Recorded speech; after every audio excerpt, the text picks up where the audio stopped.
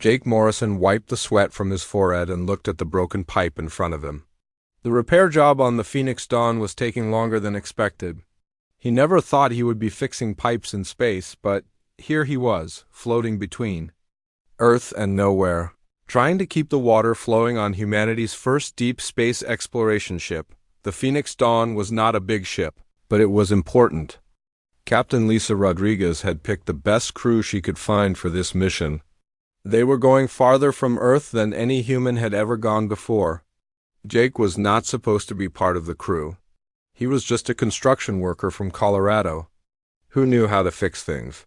When the ship's main engineer got sick right before launch, they needed someone fast. Jake got the job because he could fix anything and did not ask too many questions. He had been working for 3 hours when the alarms started going off. Red lights flashed everywhere. Jake dropped his tools and ran toward the main deck. He had no idea what was happening, but it sounded bad. Captain Rodriguez was standing in the control room, staring at the big screen in front of her. Her face was pale. Jake had never seen her look scared before. "What's going on?" Jake asked. "We're not alone," Rodriguez said quietly. On the screen, Jake could see a ship. It was huge, much bigger than the Phoenix Dawn. The ship looked like it was made of black metal with strange symbols carved into its sides. It was beautiful and terrifying at the same time. "Is that really an alien ship?" Jake asked. "Yes," Rodriguez said, "and they're talking to us." The screen changed, and Jake saw his first alien. The creature looked almost human, but not quite. Its skin was purple, and its eyes were much larger than human eyes. It had no hair, and its face was longer and thinner than a human face. When it spoke, its voice was deep and commanding. "I am Commander That Gorvain of the Catherian Empire," the alien said. "You have entered our space without permission. State your purpose or be destroyed." Rodriguez took a deep breath. "This is Captain Lisa Rodriguez of the human vessel Phoenix Dawn. We come in peace. We seek friendly contact with your people." The alien laughed, but it was not a nice laugh. "Peace? Friendship? These are words for the weak. If you wish to speak with the Catherian Empire, you must prove your strength first." "What do you mean?" Rodriguez asked. "We will dock with your ship. You will send your strongest warrior to face our champion in combat. If your warrior wins, we will talk. If your warrior loses, you will serve us as slaves." Jake felt his stomach drop. This was not how first contact was supposed to go. In all the movies and books, aliens were either friendly or they tried to destroy Earth with big weapons. Nobody ever talked about alien boxing matches. "We are not warriors," Rodriguez said. "We are explorers and scientists." "Then you are weak," Gorvain said. "But we will give you one chance. Send your champion or we will take your ship and everyone on it." The screen went black. Rodriguez turned to her crew. Most of them looked as scared as Jake felt. "Options?" Rodriguez asked. "We could try to run," said Lieutenant Peters, the ship's pilot. "But their ship is much faster than ours." "We could fight," said Sergeant Murphy, the ship's security chief. "But they have weapons we've never seen before." Rodriguez rubbed her temples. "So we play their game?" "Who are we going to send?" Peters asked. "Murphy is our best fighter, but he's been sick for 2 days. Half the crew is still recovering from that alien smell that made everyone throw up." Jake realized everyone was looking at him. He was the only person on the ship who had not gotten sick from the alien pheromones. He was also the biggest person on the crew, even though he was not a fighter. "No way," Jake said. "I'm not a soldier, I just fix pipes." "Jake, you're the only one who can do this," Rodriguez said. "You're strong and you're healthy." "I don't know how to fight aliens," Jake protested. "You don't have to fight," Rodriguez said. "They said it was a test of strength. Maybe it's like arm wrestling or something simple." Jake wanted to say no, but he could see the fear in everyone's eyes. These people had become his friends over the past few months. He could not let them down. "Fine," Jake said. "But if I die, I'm going to haunt all of you." An hour later, the alien ship connected to the Phoenix Dawn. Jake stood in the docking bay, wearing his work clothes and trying not to throw up from nervousness. Captain Rodriguez stood beside him with Murphy and Peters. The rest of the crew watched from behind a glass barrier. The alien door opened, and 5 creatures walked out. They all looked like Commander Gorvain, but smaller. 4 of them carried weapons that looked like they could cut through steel. The 5th one was different. She was taller than the others and moved like a dancer. Her purple skin seemed to shine under the lights. She wore tight black clothing that looked like armor. Her muscles were clearly visible, and Jake could tell. She was incredibly strong. She looked at Jake like he was a bug she was about to step on. "I am Zara Valthari," she said. Her voice was smoother than Gorvain's, but just as confident. "I am the champion of the Catherian Empire. I have never lost a strength trial." She walked around Jake, looking him up and down. "This is your champion. He looks soft. Are you sure he is not a child?" Jake felt his face turn red. He was 28 years old and had been working construction since he was 80.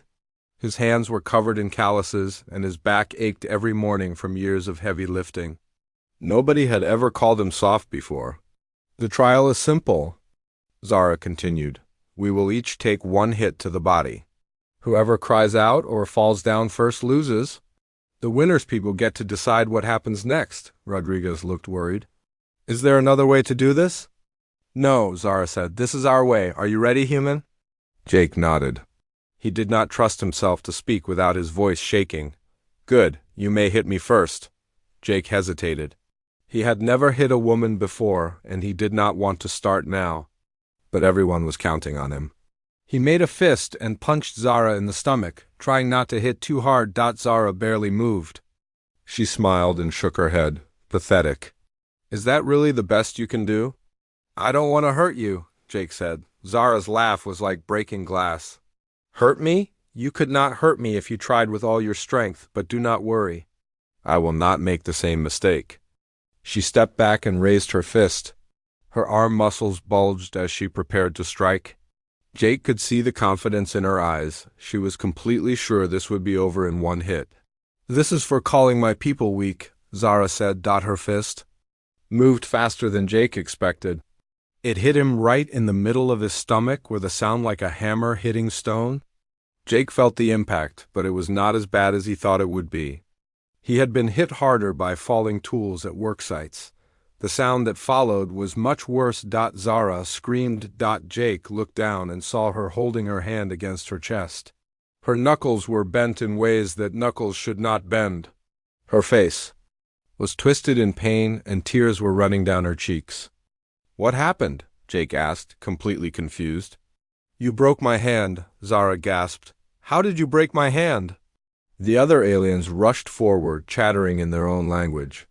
They helped Zara to her feet and looked at Jake like he was some kind of monster. Jake just stood there, not understanding what had gone wrong. He felt fine.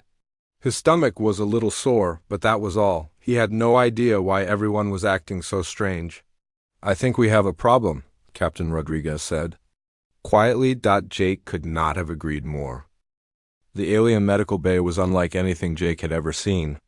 Strange lights moved across the walls, and machines made soft humming sounds. Zara sat on a table that looked like it was made of liquid metal. Her broken hand was wrapped in something that glowed blue. Jake stood nearby, feeling terrible about what had happened.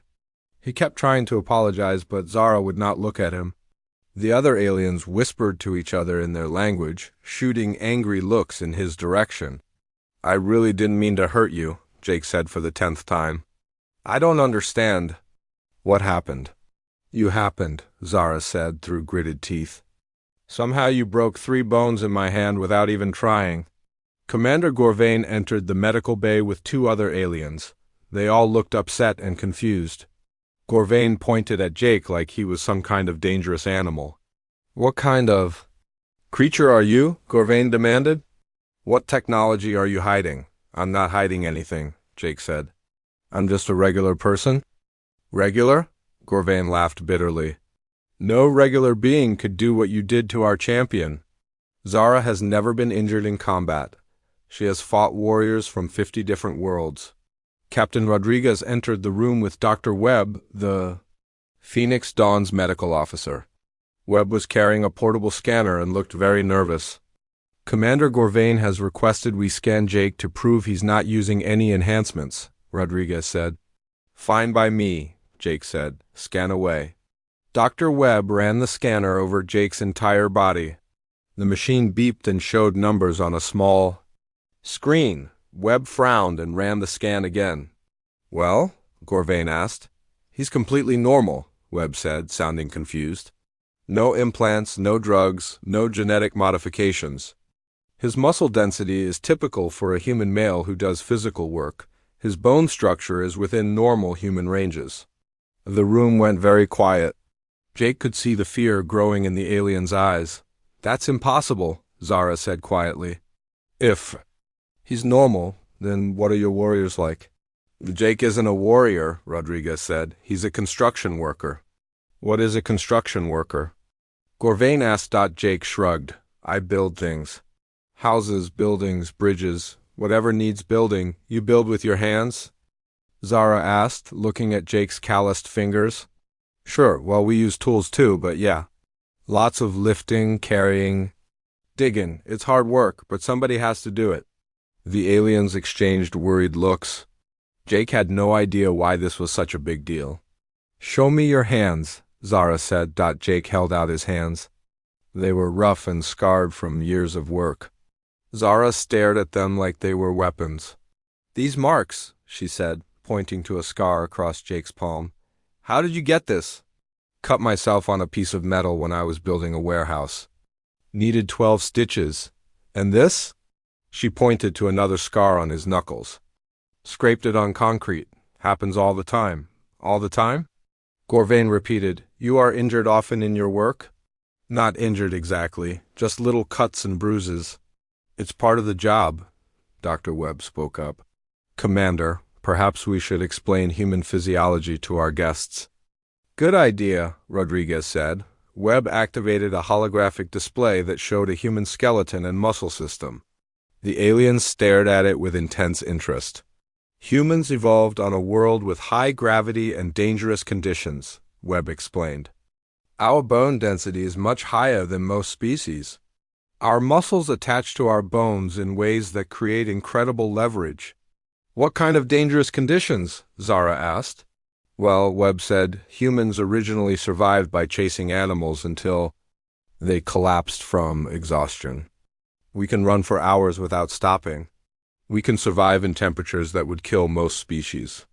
We heal from injuries that would be permanent for others. Jake felt uncomfortable with all the attention. Come on, Doc, you make it sound like we're superheroes or something. To them, we might be, Webb said quietly. Gorvain stepped closer to the holographic display. What is the strongest human like? Our athletes can lift several times their body weight, Webb said. Our soldiers train in conditions that would hospitalize most beings.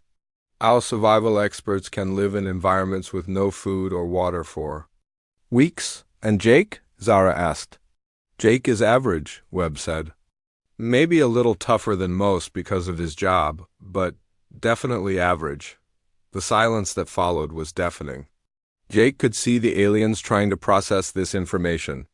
Finally, Zara spoke. If Jake is average, what would happen if we fought one of your warriors?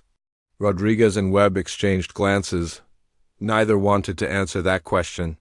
We don't want to fight anyone, Rodriguez said. We came here hoping to be friends. Friends? Gorvain repeated the word like it was foreign. The Catherian Empire does not make friends. We conquer or we serve. There is no middle ground. Maybe it's time for a middle ground, Jake said. Everyone looked at him in surprise. Jake rarely spoke up in these kinds of discussions, but something about the situation bothered him. Look, Jake continued, I don't know anything about empires or conquering or any of that stuff, but I know about working with people. On construction sites, everybody has different skills. The guy who operates the crane can't do the electrical work. The electrician can't pour concrete. We all work together because that's how things get built. What is your point? Gorvain asked. Maybe different species are like different workers. Maybe we're good at different things. Maybe instead of fighting, we could help each other.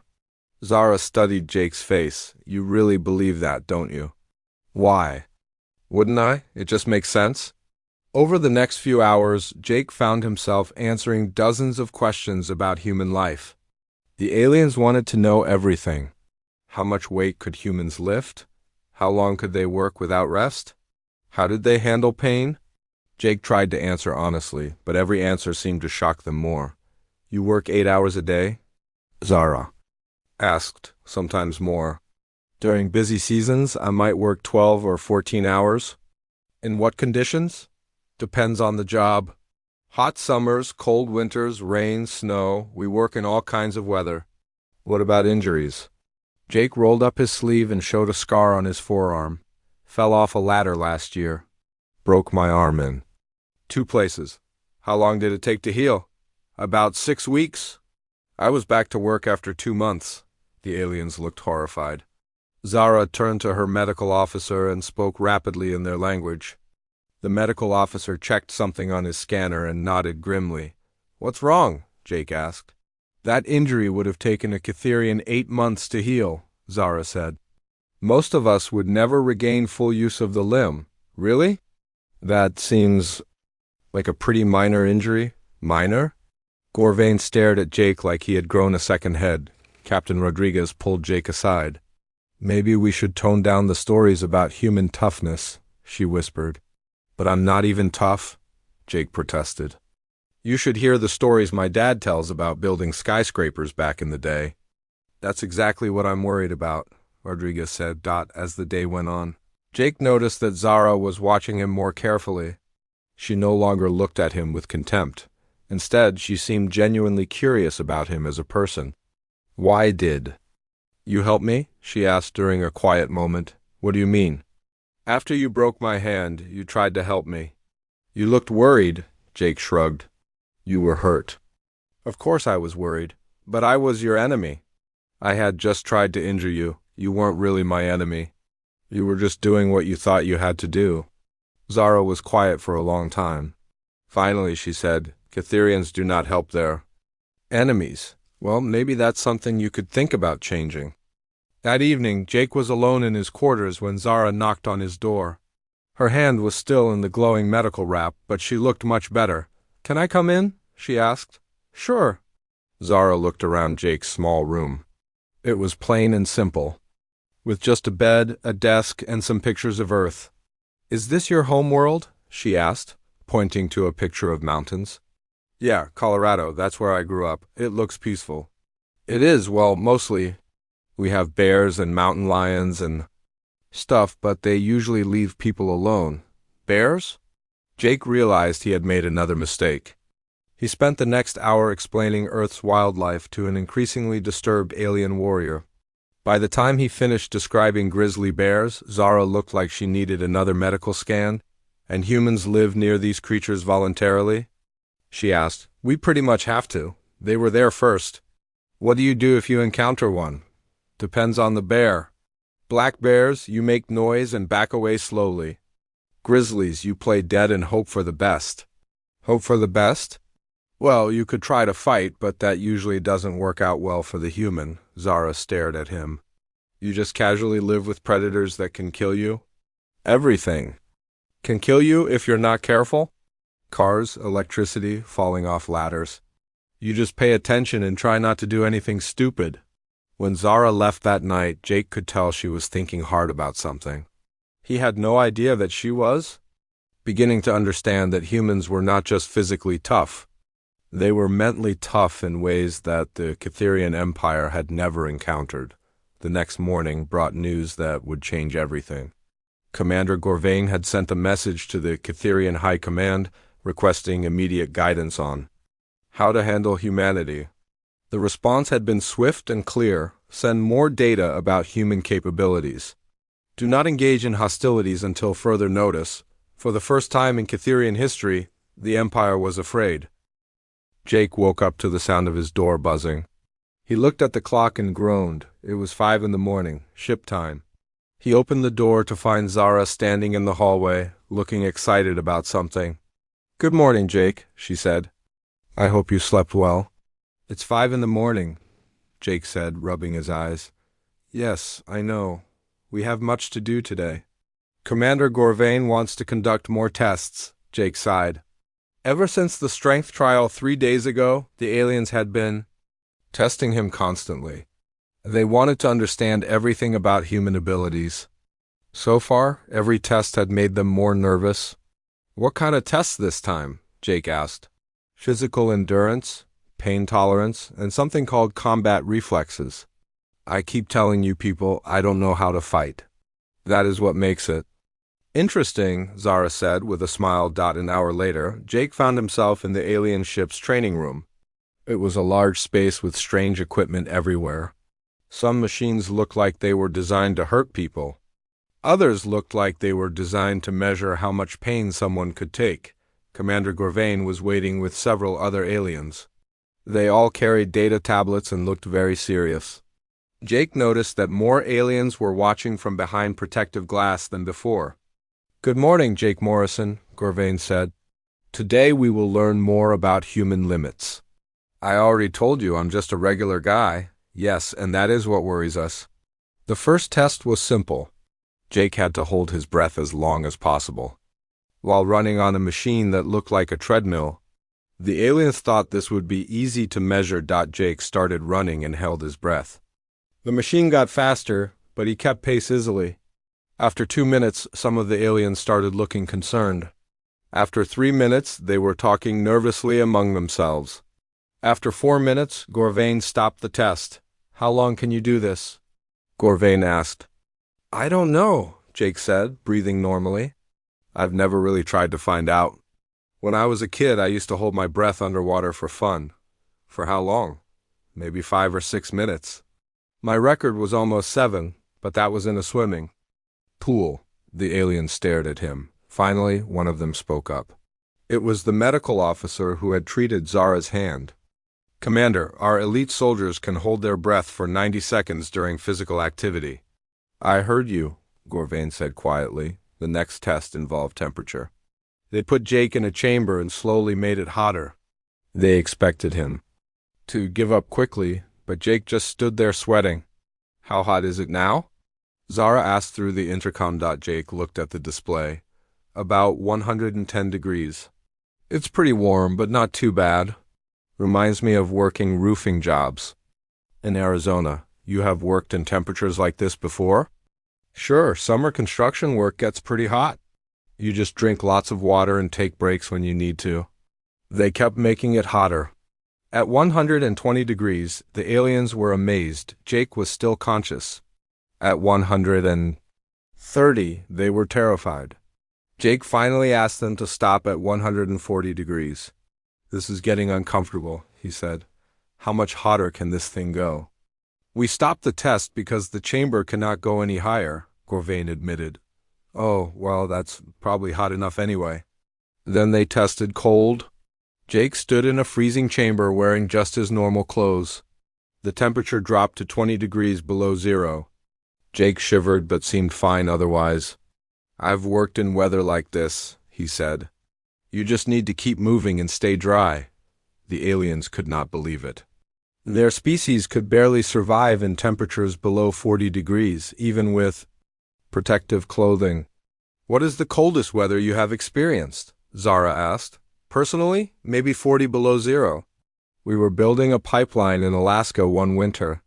That was pretty cold, but the company gave us good gear. And you continued working? Well, yeah, the job had to get done. The combat reflexes test was where things got really interesting. They had Jake stand in the middle of the room while machines shot soft projectiles at him from different directions. The idea was to see how quickly he could dodge or catch them. Jake had never done anything like this before, but his body seemed to know what to do. Years of construction work had taught him to react quickly to falling tools, moving equipment, and other hazards. He caught most of the projectiles without thinking about it. Faster, Gorvain ordered. The machines shot projectiles more rapidly. Jake's hands moved without conscious thought, plucking objects out of the air like he was picking fruit. When one came at his face, he leaned back just enough to let it pass by. Much faster, Gorvain said, his voice tight with worry. Now the machines were firing as fast as they could. Jake moved like he was dancing, bending, and twisting to avoid what he could not catch. His movements were smooth and efficient, with no wasted motion. Finally, Gorvain stopped the test. Jake was barely breathing hard. "How did you do that?" Zara asked. "Do what?" "Move like that." "You have no combat training, but you move like our best warriors," Jake shrugged. "I guess it's like dodging stuff on a construction site. You learn to pay attention to what's happening around you or you get hurt." "What kind of things do you dodge at work?" "Falling tools, swinging cranes, flying sparks from welding." "One time, a whole stack of lumber fell over, and I had to jump out of the way pretty quick." The aliens were writing furiously on their tablets. Jake could see fear in their eyes, but he did not understand why. "Can we see you demonstrate a human combat technique?" Gorvain asked. "I told you, I don't know any combat techniques." "What about the way your father taught you to fight?" Jake thought about it. "Well, he did show me how to throw a punch once, but that was just basic stuff." "Show." U.S.? Jake looked around the room and spotted a training dummy in the corner. It was made of some kind of metal and looked very solid. He walked over to it and made a fist the way his father had taught him 20 years ago. "You just put your weight behind it and aim for something solid," Jake said. He threw a simple, straight punch at the dummy's chest. His fist went completely through the dummy and came out the other side. Metal fragments scattered across the floor. Jake stared at the hole in shock. "I didn't mean to break it," he said. The room was completely silent. Finally, the medical officer spoke up. "Commander, that training dummy is designed to withstand blows from our strongest warriors." "I know what it's designed for," Gorvain said through gritted teeth. Jake pulled his hand out of the dummy. His knuckles were not even scratched. "Maybe the dummy was defective," Jake suggested. "It was not defective," Zara said quietly. Over the next few hours, Jake answered more questions about human history and culture. The aliens wanted to know about human wars, sports, and survival stories. Each answer made them more worried. "Tell us about human warfare," Gorvain said. "I don't know much about that stuff. I never served in the military." "But you must know something about your species' conflicts." Jake thought about it. "Well, we've had lots of wars, I guess. My grandfather fought in World War II, he used to. Tell stories about it." "What kind of stories?" "How soldiers would march for days with heavy packs. How they would fight in jungles and deserts and frozen mountains. How they would keep going even when they were hurt or tired or scared. For how long would they fight? Years, sometimes. The Second World War lasted 6 years. The aliens exchanged horrified looks. Catherian conflicts usually lasted a few weeks. "At most. What about your sports?" Zara asked. "What about them?" "We have heard humans compete in physical contests for entertainment." "Oh, yeah, football, basketball, boxing, wrestling. Lots of different sports." "Describe boxing." "Two people get in a ring and hit each other until one of them can't continue. They do this voluntarily. Sure, people pay to watch it. Some boxers make millions of dollars." "And wrestling?" "Similar idea, but they try to pin each other down instead of punching." Zara was taking notes rapidly. "What is the most dangerous?" "Human sport?" Jake thought about it. "Probably mixed martial arts. That's where they use punching, kicking, wrestling, and submission holds all at the same time." "Submission holds?" "Choking people out or forcing them to give up by twisting their joints."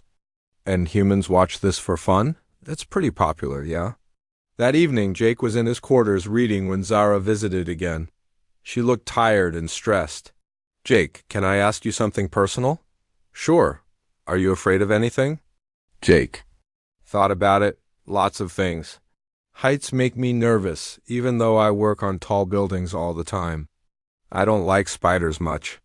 Flying in spaceships is pretty scary when you think about it, but you do these things anyway." "Well, yeah. Being scared doesn't mean you can't do something. It just means you have to be more careful."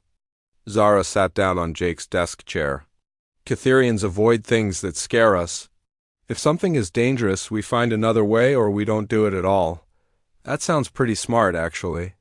But humans do dangerous things because they have to be.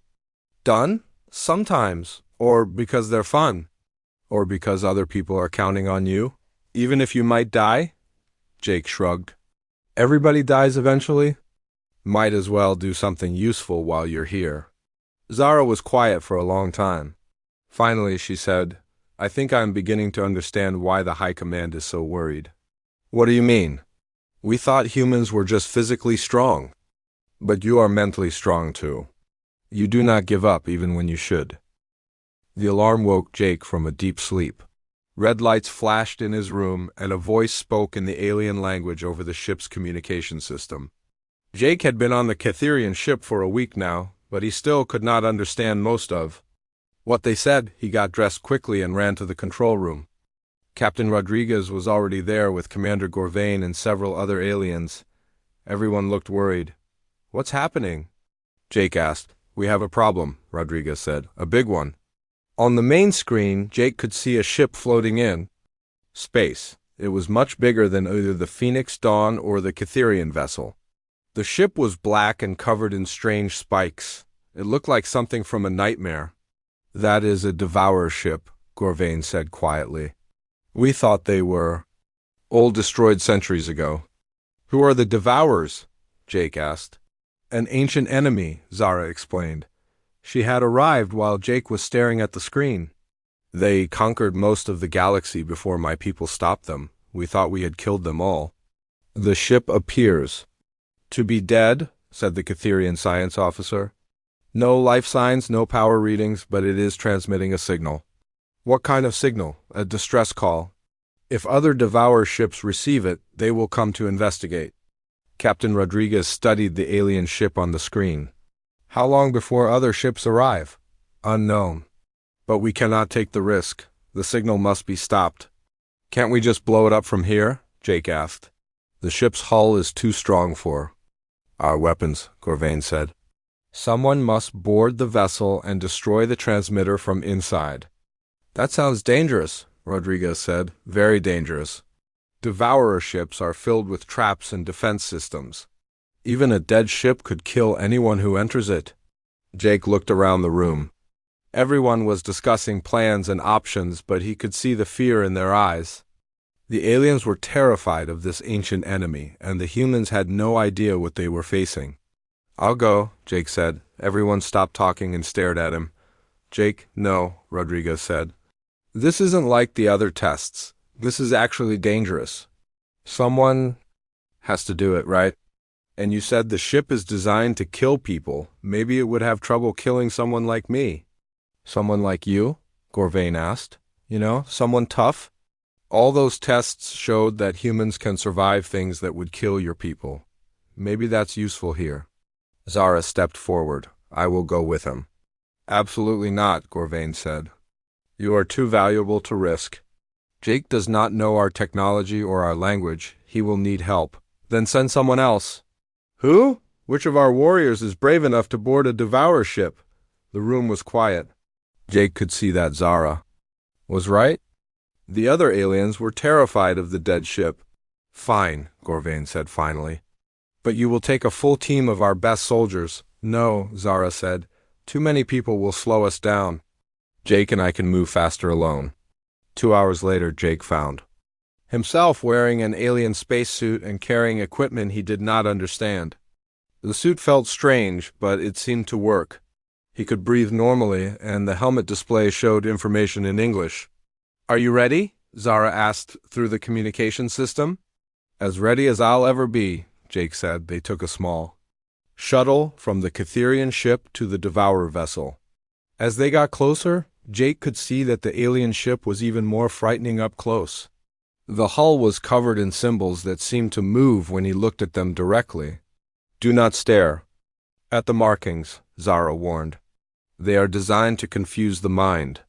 They found an airlock and connected their shuttle to it. The door opened with a sound like grinding metal. Beyond it was darkness. Stay close to me, Zara said. And do not touch anything unless I tell you it is safe. They entered the ship with lights attached to their suits. The corridors were narrow and twisted like the inside of a giant snake. The walls were covered in the same moving symbols Jake had seen on the outside. This place gives me the creeps, Jake said. That is the idea. Fear makes people make mistakes. They walked for what felt like hours through the maze-like corridors. Several times, they had to climb over fallen debris or squeeze through damaged passages. Jake's construction experience helped him figure out which areas were safe to walk on and which might collapse. The transmitter should be near the center of the ship, Zara said.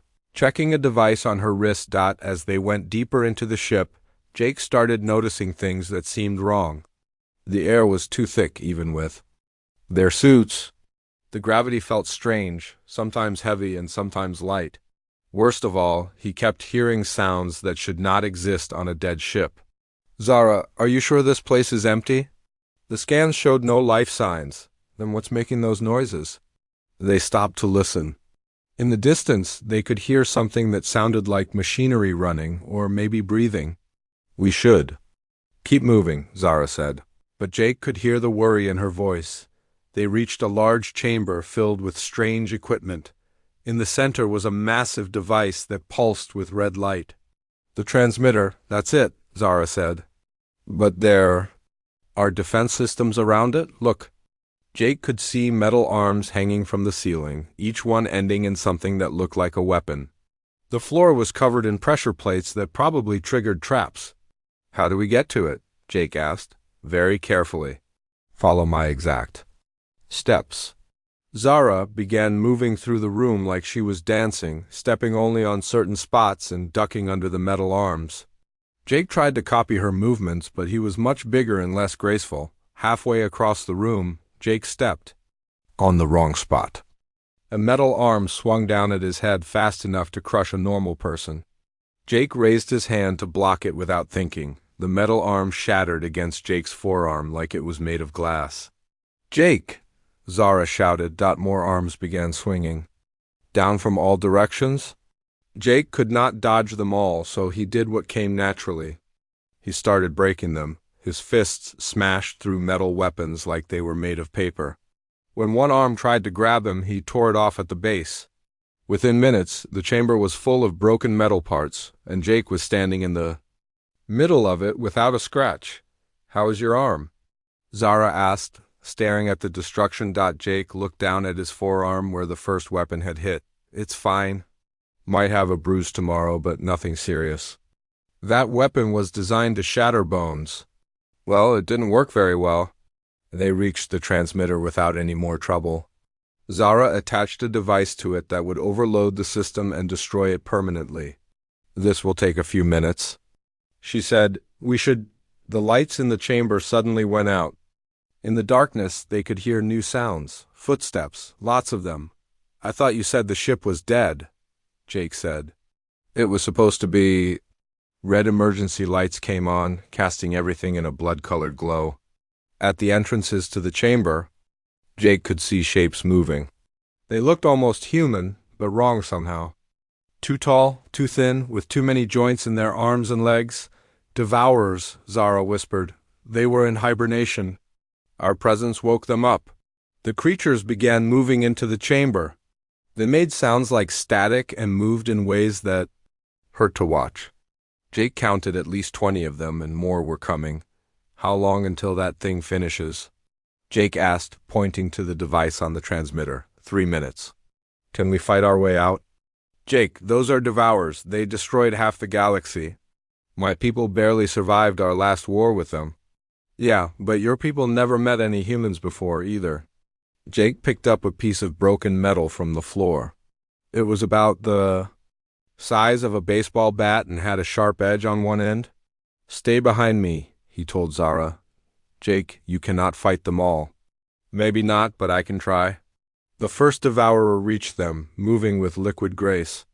It extended arms that ended in claws, designed to cut through metal. Jake swung his improvised weapon and took the creature's head clean off. The other devourers paused, as if they could not believe what they had just seen. 2 minutes, Zara said. More devourers attacked. Jake moved like he was back in the training room, dodging and striking with moves he did not know he had. His construction worker reflexes, honed by years of dangerous work, served him well in combat. He broke claws that tried to grab him. He smashed bodies that tried to tackle him. When his metal weapon finally broke, he used his fists. When the Devourers tried to surround him, he threw broken equipment at them with enough force to crush their strange bones. 1 minute, Zara called out. Jake was getting tired, but the Devourers kept coming. His spacesuit was torn in several places, but the aliens had built it well. It was still protecting him from the ship's toxic atmosphere.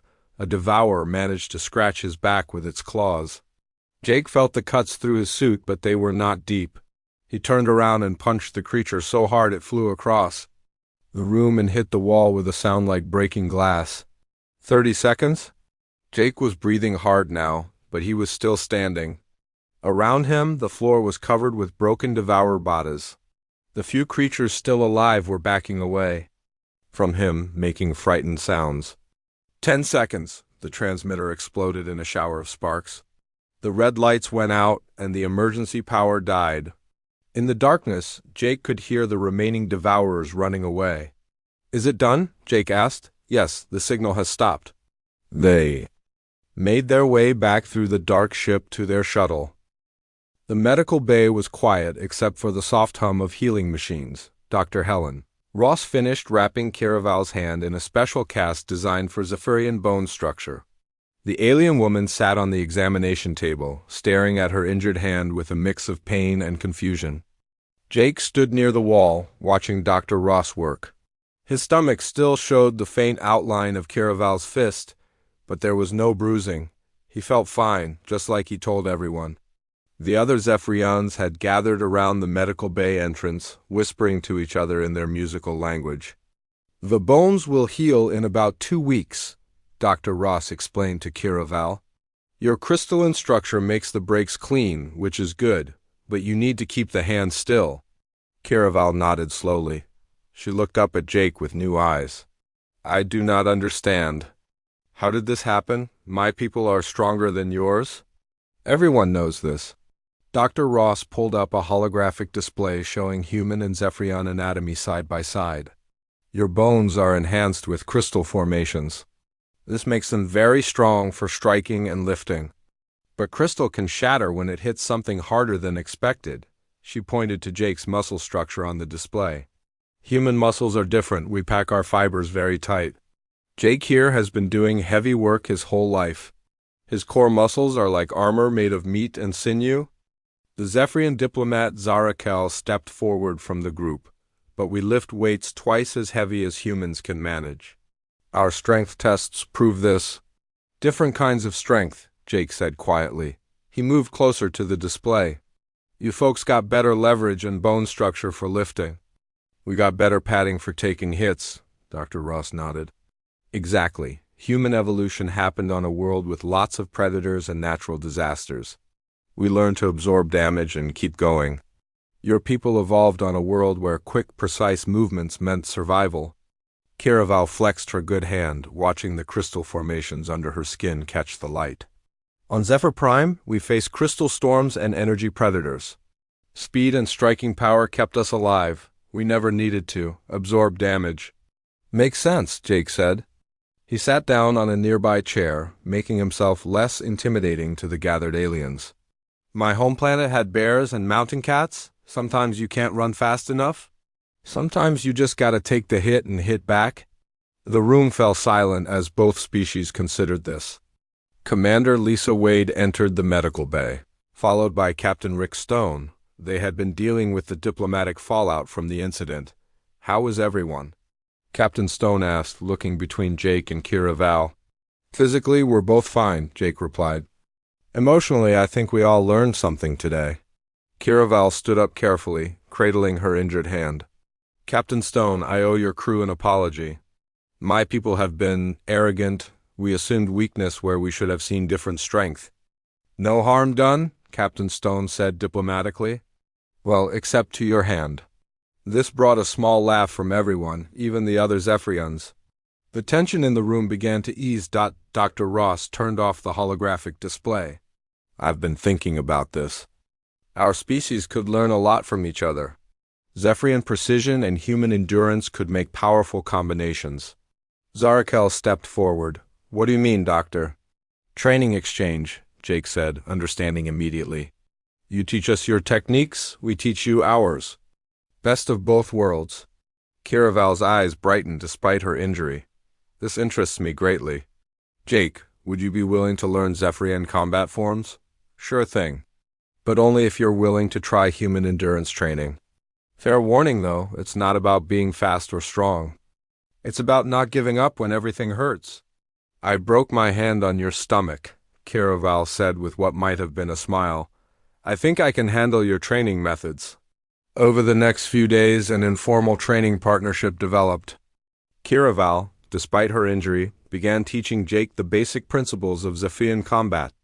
The alien fighting style focused on precise strikes and energy channeling, using the body's natural crystal formations to amplify force. In return, Jake introduced Kiraval to human endurance techniques. He started her with basic exercises, but even these proved challenging for someone used to quick, efficient movements. The point isn't to go fast, Jake explained as Kiraval struggled through her 10th push-up. The point is to keep going when your body says stop. This is harder than I expected, she panted. My muscles burn, but not from exertion, from duration. That's the idea. Humans call it embracing the suck. When things get bad, we just accept it and keep moving. Other crew members from both species began joining their training sessions. Don Miller learned to channel energy through his strikes like a Zephyrian warrior. Amy Chen practiced the flowing movements that made Zephyrian pilots so graceful in space combat. Meanwhile, several Zephyrians discovered they enjoyed the meditative aspects of human endurance training. The long, steady exercises gave them time to think and plan in ways their quick-strike culture rarely allowed. Captain Stone and the Zephyrian High Council took notice of these developments. What started as an embarrassing diplomatic incident was becoming a genuine cultural exchange. Your crew has surprised us repeatedly, Zarakel told Captain Stone during one of their formal meetings. We came here believing we understood human limitations. We were wrong about everything. We made assumptions too, Captain Stone admitted. We saw your speed and precision and felt inadequate. Turns out we each have advantages the other lacks. 3 weeks after the incident, Kiraval's hand had healed enough for light activity. She found Jake in the gymnasium, working through his daily routine. She watched him complete set after set of exercises that would exhaust most Zephyrians within minutes. I understand now, she said when he finished. This is not just physical training. This is mental conditioning. Jake wiped sweat from his face with a towel. How do you mean? Every repetition is a choice to continue when stopping would be easier. You train your mind to override your body's desire for comfort. Never thought about it that way, but yeah, that's about right. Kiraval sat down beside him. My people pride themselves on efficiency. We accomplish our goals with minimal effort and maximum precision. But sometimes efficiency is not enough. Sometimes you just gotta grind it out, Jake agreed. Yes, sometimes you must grind it out, as you say. She tested her healed hand carefully. I have a proposal for you, Jake Morrison. Shoot. I want to recommend a formal training exchange program between our species. You would be the human instructor, teaching endurance and resilience. I would teach precision and energy focus. Jake considered this. That sounds like a big responsibility. You showed an entire diplomatic mission that their assumptions were wrong with one moment of standing still and taking a punch. I think you can handle teaching a few alien warriors about human toughness. When you put it that way, Jake grinned. Yeah, let's do it. 6 months later, the Jake Kira training program had become a standard part of human Zephyrian military cooperation. Soldiers from both species learned to combine precision with endurance, creating a new style of combat that surprised enemies throughout the galaxy. Jake often thought back to that moment in the medical bay when everything changed. He had learned that strength wasn't just about muscles or bones or crystal formations. Real strength was about understanding others, accepting differences, and finding ways to work together. Sometimes the best victories came not from proving you were right, but from discovering you could both be strong in different ways.